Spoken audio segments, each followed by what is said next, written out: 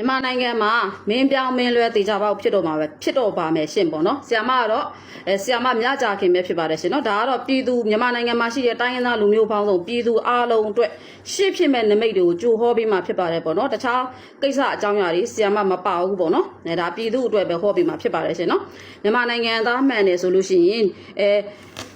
ဆရာမဟောတာကိုကြိုက်တယ်ဆိုတဲ့သူပေါ့နော်အစဆုံးကြည့်သွားပါပြီးရင် like and share လေးလုပ်ပေးပါရှင်နော်ဒါပြည်သူတွေအန်တီရဲ့ကင်းမှုပေါ့နော်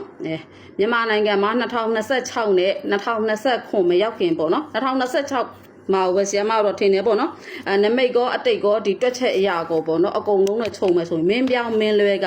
တေချာပေါက်ဆရာမတို့မြန်မာပြည်သူတွေကြုံရတော့မှာဖြစ်ပါတယ်ရှင်နော်နောက်တစ်ခုပြောချင်တာကဆရာမကခဏလေးနော်နောက်တစ်ခုပြောချင်တာကဒီဂျိုခွင်ရတွေရောကိုယ့်ရဲ့နမိတ်ရရောပေါ့နော်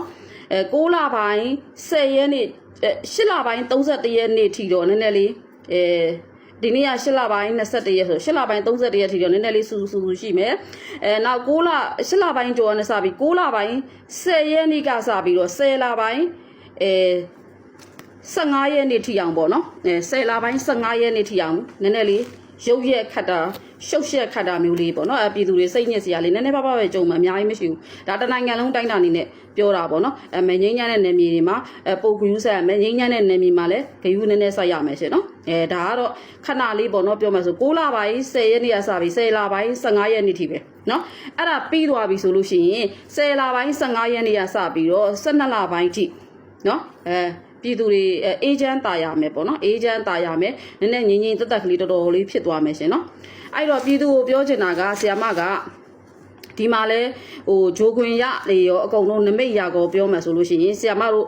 ့တေချာပေါက်ကတော့ရောင်းတော်ပြန်မှာပဲရောင်းတော်ပြန်အစိုးရဆိုတာကတော့ဘယ်လိုမျိုးလဲဆိုတော့ကြတော့ဒီစစ်တပ်ရဲ့အောက်ကနေမှာပဲရွေးကောက်ပွဲဝင်ပြီးရှင်ပြိုင်တဲ့လူပေါ့နော်စစ်တပ်ကအထုံးစံတိုင်းပေါ့နော်အဲ့လိုရောင်းတော်ပြန်ပဲရောင်းတော်ပြန်အုပ်ချုပ်မှာဖြစ်ပါတယ်ရောင်းတော်ပြန်အစိုးရတေချာပေါက်တက်ပါမယ်ဒါပေမဲ့ဒီရောင်တော်ပြန်ဆိုရတက်လို့ရှိရင်ဒီမှာဘာဖြစ်မလဲဆိုတော့ကြတော့အရင်တုန်းကထက်စားလို့ရှိရင်ပြုတ်ပြပြောင်းလဲမှုတွေထိမ့်ထိမ့်သိမ့်သိမ့်လှုပ်သွားလိမ့်မယ်နော်ဘယ်လောက်ထိငြိမ်းချမ်းမလဲဆိုလို့ရှိရင်ငြိမ်းချမ်းမဲ့နှစ်ကတော့ရှိတယ်ပေါ့နော်ဒါမှဆရာမထည့်မပြောတော့ဘူးနော်နောက်နီးတော့မှပြောပြီးမယ်ပေါ့နော်ငြိမ်းချမ်းတော့ဖြစ်သွားမယ်ဒါပေမဲ့တခုရှိတာကအဲ့မှာမှ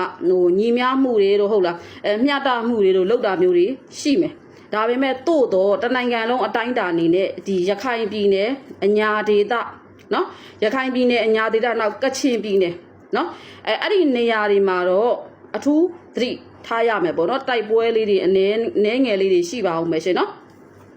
်ဒီအောင်ဆရာမဒီမြေပုံနဲ့တခါတည်းဒီဇာတာနဲ့တခါတည်းတိုက်ပေးလိုက်မယ်ပေါ့နော်ဘာလို့ဆိုစစ်တချို့ကမေးတယ်စစ်ဖြစ်မယ်ဆိုလို့ရှိရင်ဘယ်မှာဖြစ်မှာလဲလို့မေးတယ်ဆရာမလည်းဒီကို့အလုံးနဲ့ကိုဆိုတော့လေနော်တေချာမြေပုံမကြည့်ဖြစ်ဘူးပေါ့နော်တေချာမြေပုံကြည့်ပြီးတော့ပြောပြပါမယ်ရှင်နော်ခဏလေးနော်ဆရာမဒီမှာလှုပ်ထားပေးတယ်ဆိုတော့မြေပုံတစ်ချက်ကြည့်မယ်မြေပုံတစ်ချက်ကြည့်ပြီးမယ်ဆိုဒီမြေပုံအရာဆိုကချင်ရှမ်းပြည်နယ်မှာတော့ပေါ့နော်လက်တွေကြုံနေရတဲ့စားလို့ရှိရင်နည်းနည်းလေးငြိမ်သက်သွားပါလိမ့်မယ်နော်တကယ်လို့ဖြစ်လို့ရှင်အောင်သူတို့အချင်းချင်းဖြစ်တာမျိုးပဲဖြစ်မယ်ပေါ့နော်နည်းနည်းငြိမ်သက်သွားမယ်အနေထားမှာရှိပါတယ်နော်ဒါကြီးစိုးစိုးဝါးဝါးမရှိဘူးစိုးစိုးဝါးဝါးဖြစ်မဲ့နေရာကတော့ရခိုင်ရဲ့ဒီအညာဒေသရဲ့ဒီကချင်ပြည်နယ်3နေရာရှိတယ်ပေါ့နော်ဒါပေမဲ့တို့တော့နော်အရင်လောက်တော့စိုးစိုးဝါးမဟုတ်ဘဲနဲ့နည်းနည်းလေးတော့ထိန်းထိန်းလေးဖြစ်သွားနိုင်မယ်နော်ဘာဖြစ်လို့လဲဆိုတော့ကြတော့ဒီရခိုင်ပြည်နယ်မှာကြတော့ရခိုင်လူမျိုးတွေအတွက်ကဒါဆီယမချစ်လို့ထည့်ဟောပေးလိုက်မှာပေါ့နော်ရခိုင်တက်အေးတက်မလို့အနေနဲ့ကိုယ့်ရဲ့ရခိုင်ပြည်နယ်တစ်ခုတည်းအတွက်ပဲကိုလုံမယ်ဆိုလို့ရှိရင်နော်တိုက်သမျှစစ်ပွဲတိုင်းကိုနိုင်ပြီးတော့ကိုဘရင်ဖြစ်နေမှာဖြစ်ပါတယ်နော်ဒါကတော့ရခိုင်တိုင်းရင်းသားတွေအတွက်ဆီယမချစ်လို့တမင်ထည့်ဟောပေးလိုက်တာเนาะသူတို့ကလည်းဆီယမခေါ်တာကိုသဘောကျတယ်ဆီယမကိုဆဲတာလည်းမရှိဘူးဆိုတာလည်းမရှိဘူးเนาะအပေါ်အကောင်ပြောလို့ရှိရင်တမျိုးအကောင်မပြောရင်တမျိုးဆီယမကိုလာမဆဲကြဘူးရခိုင်တွေကเนาะအဲ့ဒါကြောင့်မို့ရခိုင်တွေကိုချစ်လို့ဆီယမပြောပေးလိုက်တယ်ရှင်เนาะရခိုင်တိုင်းရင်းသားတွေအနေနဲ့ကဖျားကနေပါတယ်ရှင်เนาะရခိုင်ပြည်နယ်တစ်ခုလုံးကိုဖျားကနေတာဖြစ်တဲ့အတွက်ရခိုင်ပြည်နယ်မှာရခိုင်ပြည်နယ်အတွင်းမှာပဲစစ်ဖြစ်မယ်ဆိုလို့ရှိရင်เนาะလုံးဝရခိုင်ကနံပါတ်1ဘိုးဆွဲနေမှာဖြစ်ပါတယ်ရှင်เนาะဒါရခိုင်ပြည်နယ်အတွက် တခါတည်းချစ်လို့ဟောပေးလိုက်တာပါဆီယမဟောသမျှလဲရခိုင်တွေကမကောင်းပြောလဲမဆဲဘူးကောင်းပြောလဲဆီယမကိုလာမဆဲဘူးလေနော်အဲအကြောင်းကိုဆီယမပြောပေးလိုက်တာရှင်နော်ရခိုင်ပြည်နယ်အတွက်တော့ရခိုင်ပြည်သူတွေအတွက်တော့ဝမ်းသာစရာကောင်းပါတယ်ရခိုင်ပြည်နယ်အတွင်းထဲမှာဆိုလို့ရှိရင်တိုက်သမျှစစ်ကရခိုင်နေနိုင်မှာဖြစ်ပါတယ်ရှင်နော်ဖျားကာနေပါတယ်ရှင်နော်ဒါကတော့ဒီဂျိုရကလည်းဒီလိုသွားတာဖြစ်တဲ့အတွက်ဆီယမပြောပေးတာပေါ့နော်နောက်တစ်ခုကဆီယမတို့ဒီနိုင်ငံခြားနဲ့သက်ဆိုင်တဲ့ပေါ့နော်ကိစ္စအကြောင်းအရာဒီမြန်မာနိုင်ငံမှာဖြစ်ပျက်နေတဲ့အကြောင်းအရာမှာဂျားဝင်မှုကိစ္စတွေရှိပါတယ်နော်ဒါကလည်းတချို့တီးပြီးသားပါနော်ဟိုဟာတွေဘာသူတို့ပြောတဲ့ဟာတွေဘာမသိဘူးဆီယမအဲ့ဒါစိတ်ဝင်စားဆီယမတော့ဂျိုခွင်ရပြောမှဖြစ်တယ်ပေါ့နော်တေချာပါတော့သူကကြာသာပလေးဂျိ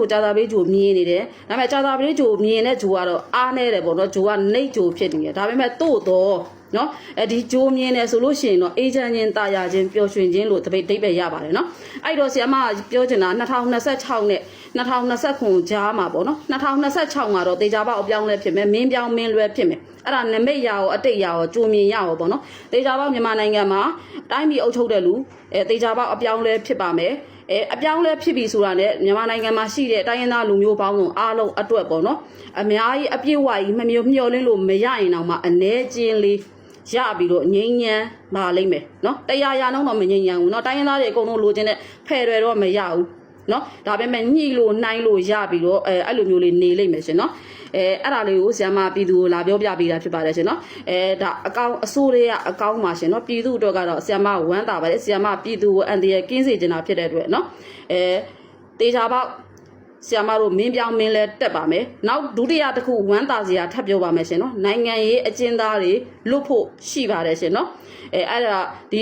2025နှစ်ကုန်ပိုင်းနဲ့2026ကြားထဲမှာပဲဖြစ်မယ်နော်9လပိုင်းလည်းဖြစ်နိုင်တယ်10လပိုင်းလည်းဖြစ်တယ်17လပိုင်း12လပိုင်းဟုတ်လား2026ဘယ်နှလပိုင်းဘာညာလည်းဖြစ်နိုင်တယ်နော်ဒါကတော့အတိအကျပြောမပြီးတော့နော်တေချာတော့နိုင်ငံရေးကျင်းသားတွေလို့ဖို့ရှိပါတယ်နောက်တစ်ခုကတော့ဒီစစ်မှုထမ်းနဲ့ပတ်သက်တာတွေမတရားဖိနှိပ်ချုပ်ချယ်တာတွေနဲ့ပတ်သက်တာတွေအကုန်လုံးပေါ့နော်တင်းကျပ်နေတာတွေအကုန်လုံးကတဖြည်းဖြည်းနဲ့ပြည်သူတွေတက်တာလာပါလိမ့်မယ်ဖြေလျှော့သွားပါလိမ့်မယ်နော်အဲ့ဒီအတွက်ပြည်သူတွေစိတ်မပူပါနဲ့ရှင့်ဒါလေးကိုလာပြောပြတာရှင့်နော်နောက်တစ်ခုကတချို့ကစစ်မှုထမ်းပါသွားလားဘာပါသွားပျောက်သွားတဲ့အဆက်အသွယ်မရတဲ့သူတွေနော်တက်ရှိစင်များရှိသေးတယ်ဆိုလို့ရှိရင်စစ်မှုထမ်းနဲ့ပါသွားတယ်ဆိုရင်တော့အဆက်အသွယ်တွေပြန်ပြီးတော့ရလာပါလိမ့်မယ်ရှင်နော်ဆရာမတော့အလိုရင်းတူရှင်းပြောရတယ်ဆိုလို့ရှိရင်အစိုးရအကောင့်ပေါ့နော်ဒါမဲ့ရောင်တော်ပြန်အစိုးရတော့ဆီယမဟောထားပြီးသားရောင်တော်ပြန်အစိုးရတက်တာအခုလဲရောင်တော်ပြန်အစိုးရတက်တော်မှာဖြစ်တယ်နမိတ်တွေလည်းပြတယ်တွက်ကိန်းရလည်းဒီတိုင်းပဲထွက်တယ်နော်အဲ့တော့နံပါတ်တစ်ခုရှိတာကဘာလဲဆိုတော့ရေရှည်တည်တံ့ခိုင်မြဲခြင်းတော့မရှိဘူးနော်အဲ့ဒါနောက်ကြရင်ဆက်ဟောပေးမယ်ရှင်နော်ဒါပဲပြည်သူတွေအတွက်တော့ဝမ်းသာစရာကောင်းတာပေါ့နော်ပြည်သူတွေကစီးပွားရေးလူမှုရေးကဒီတိုက်ဒီမှာအချိန်တွေမကောင်းနေတာဖြစ်တဲ့အတွက်နော်ဒီလိုလေးဆီယမဟောပေးတာဖြစ်ပါတယ်ရှင်နော်ကျေးဇူးတင်ပါတယ်ရှင်နော်ဆီယမကတော့ဆီယမမြတ်ကြခင်ပဲဖြစ်ပါတယ်ရှင်နော်အရေးကြီးတာဆိုထပ်ဟောပေးပါမယ်ပြည်သူကိုဆီယမခြေခိုင်းတဲ့ရေရရွှေအောင်အိုးဆိုတာကတို့ဟာလေအောင်တပြေအောင်အိုးတွေပါထိုးတဲ့အိုးမျိုးရွှေအောင်တုတ်ရမှာအဲ့ဒီထဲမှာစံပြည့်ထည့်ရမှာမိမိအိမ်မှာသုံးတဲ့စံကိုထည့်လို့ရတယ်စံပြည့်ထည့်ပြီးတော့ထီးဖြူကိုးလက်စိုက်ပြီးတော့ဖျားကိုလှူပါဒီဘက်ဖန်ခွက်ထဲမှာဆိုလို့ရှိရင်ခရီညွန့်17ညွန့်မလုံးနဲ့6ညွန့်လုံးလိုက်ပါဖန်ခွက်ထဲကိုထည့်ပြီးတော့လှူပါအဲ့ဒါတော့အခုထပ်ပြီးတော့လှူပေးပါမလှူပါသေးရဲ့ရှိလူရှိလေလှူပေးပါနော်အဲ့ဒါမှမြန်မာပြည်ငြိမ်းချမ်းပြီးတော့အေးချမ်းမှာဖြစ်ပါတယ်ရှင်နော်တာကြီးမအေးချမ်းတာနဲ့စားလို့ရှိရင်ရောင်တော်ပြန်ဆိုးရတက်ပြီးတော့နည်းနည်းလေးငြိမ်သွားမယ်ငြိမ်းချမ်းသွားမယ်ဆိုလို့ရှိရင်ပြည်သူတွေထောက်ပံ့ဖြစ်တယ်လीနော်ဆရာမကတော့ပြည်သူတွေအေးချမ်းဖို့နံပါတ်1ဖြစ်တာဖြစ်တော့ပြည်သူတွေဟောပေးလိုက်တာဖြစ်ပါတယ်ရှင်နော်နောက်ကိစ္စအကြောင်းအရာတွေရှိနေဆရာမပြောပြပါအောင်မယ်ရှင်နော်ဘယ်လောက်ထိငြိမ်းချမ်းမလဲဘယ်နှစ်ဖြစ်မလဲဆိုတာတော့သိပါတယ်ပေါ့နော်ဒါမှဟောမပြီးတော့ဘူးပေါ့နော်နီးတော့မှပြန်ပြောပြပါမယ်ရှင်နော်ကဲအားလုံးကျေးဇူးတင်ပါတယ်ရှင်လိုက်ရန်ဖော်လို့ရှယ်လေးလုပ်ပေးပါရှင်နော်မြန်မာပြည်သူအားလုံးပေါ့နော်ဘေးကင်းပါစေအေးချမ်းပါစေရှင်နော်ကျန်းမာချမ်းသာပါစေလို့ဆရာမနှုတ်ခွန်းဆက်တာလိုက်ပါတယ်ရှင်နော်ပြည်သူလိုချင်တာလဲငြိမ်းချမ်းရေးရယ်ဟုတ်လားနိုင်ငံရေးကျင်းသားရေးလို့ဖို့ရယ်ပြည်သူလိုချင်တာလေနော်အဲ့ဒါကြောင့်မလို့နော်ကျေးဇူးတင်ပါတယ်ဟောပေးလိုက်ပါပြီရှင်နော်ကျေးဇူးပါ